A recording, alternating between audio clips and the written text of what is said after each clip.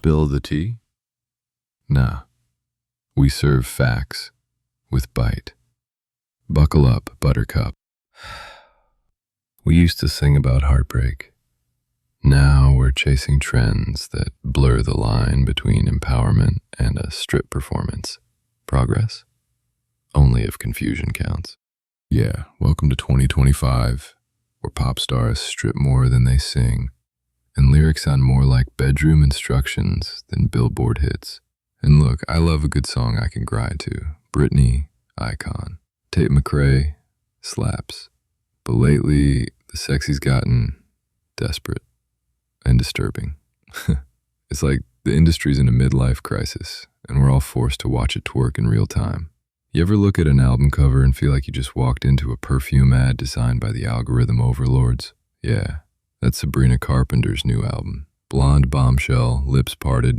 She's on all fours, leash in hand, being tugged by a faceless man in a suit. The pose? Submissive, infantilized, branded as provocative. I call it what it is, regressive. Like feminism hit reverse and landed in a male fantasy catalog. And I'm not knocking her, she's playing the game. I'm asking, why is that the game? And it's not just her. We've got J-pop idols doing lingerie shoots before their adult teeth finish coming in. Latin pop stars licking microphones like they're trying to seduce Siri. Western pop stars like Doja Cat posting half-nude promo shots surrounded by satanic imagery. It's not art, it's marketing with a fever dream filter. Let's rewind. Pop culture's been sexy since Elvis shook a hip. Destiny's Child, NSYNC, Britney, they all push buttons. But it used to be about style, persona, stage presence. Now, it's about how much skin can you show before TikTok bans your clip. And here's the kicker. Social media didn't just amplify sexual appeal, it monetized it. Every suggestive pose, every sultry look feeds an algorithm that feeds your feed. Hypersexuality became data-driven.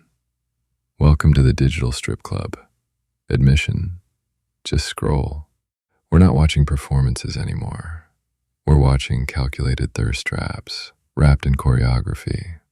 Algorithms reward visibility, and nothing gets eyeballs like the illusion of intimacy. So now every other song looks like a softcore ad with auto-tune. These days, the record label is less make music and more moan into this mic while we sell your soul by the stream. Sex sells. That's not new. What is new is how precisely it's engineered. Labels know how to dangle desire without crossing the cancel line. They want you thirsty, not angry. Just edgy enough to trend, never deep enough to offend the sponsors. Think about it. Why do so many music videos look like Victoria's Secret after dark? Because provocative visuals keep your eyes glued longer, and longer views mean better ad revenue. But don't worry, it's empowerment, right? Cue a slow pan over an underage waistline. And who's the target? Teens. Yeah, you heard me. Audiences too young to know what's real and what's marketing. Idols barely out of puberty are being airbrushed into fantasy figures. Sexy schoolgirl aesthetics. Lingerie in music videos. Grown woman sensuality in a minor's body.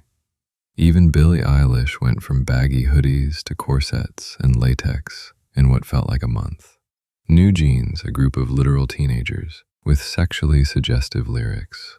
And don't get me started on Olivia Rodrigo's Vampire promo. Her image evolved from sad teen with a piano to bruised lip seductress overnight. Natural progression or label manufactured kink bait. It's grooming, just with a copyright symbol slapped on it. We're not just sexualizing idols, we're commercializing innocence. That's not art. That's a business plan with a body count. Let's talk fallout. Fans aren't watching this from some emotionally neutral place. We're talking parasocial relationships on steroids. People obsess, compare, worship. Now, a 16-year-old isn't just growing up. She's performing it. Filtered face, rehearsed moves, and a subconscious pressure to seduce the algorithm.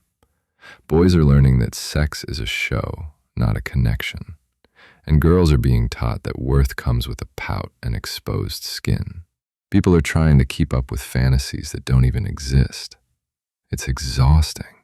Anxiety, depression, body dysmorphia, eating disorders, all from idolizing something that was manufactured to sell pixels. This isn't about being a prude. It's about asking, how much of our humanity are we willing to trade for engagement? And don't forget the idols. They're not living the dream, they're surviving the illusion. Overworked, undereating, sexualized before they even know what that means. Some are kids dressed like grown women for grown men to drool over. Think it's the dream? Try surviving on caffeine, compliments with conditions, and being told to sell sex appeal when you can barely keep your eyes open. And when they burn out, there's always another one. Fresh face, same formula, disposable and replaceable. The glitter only hides the grind until someone snaps. Then there's the fans. You'd think people who love these idols would protect them. But nope, it's judgment central. One wrong move, too sexy, not sexy enough, and it's open season. Slut-shaming, doxing, death threats, all from people who claim to care. That ain't love. That's possession. And the worst part, these fans will defend the system while destroying the person. The same people who demand bubblegum innocence in idols will tear them apart for dating or gaining weight. It's psychological warfare in a fan cam.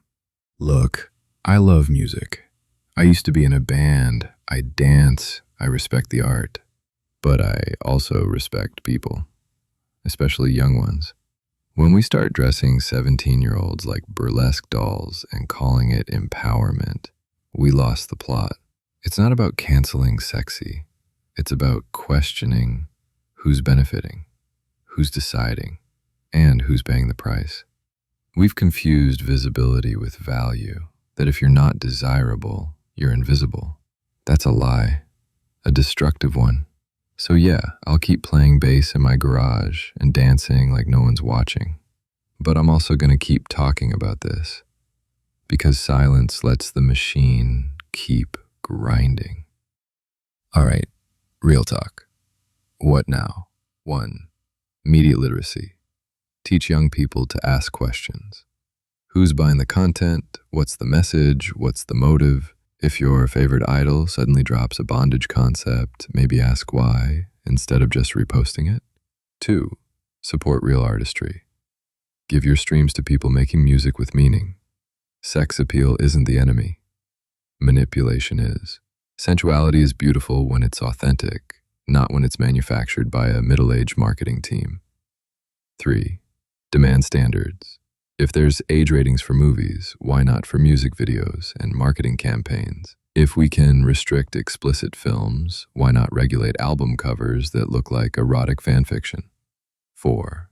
Be a better fan. Stop treating idols like your property. Attraction isn't a license for entitlement. If you wouldn't say it to a friend's face, don't type it into a comment section under a minor's lingerie shoot. At the end of the day, we've turned pop culture into a hunger game. Who can look hottest, act boldest, bear the most without tipping the cancel scale? But here's the truth. The more we sell sex without soul, the more hollow we become. So yeah, support the artists, but don't buy into every fantasy they're forced to sell. Choose brains with beauty, voice with vision, a message with a mic. Because the next generation deserves more than a sexy hook and a marketing team. They deserve honesty, they deserve choice, and they deserve to grow up with role models who see them as more than future consumers with hormones. Pop culture's burning out in booty shorts. I'm just holding the fire extinguisher. And remember, you're worth more than what the algorithm wants you to see.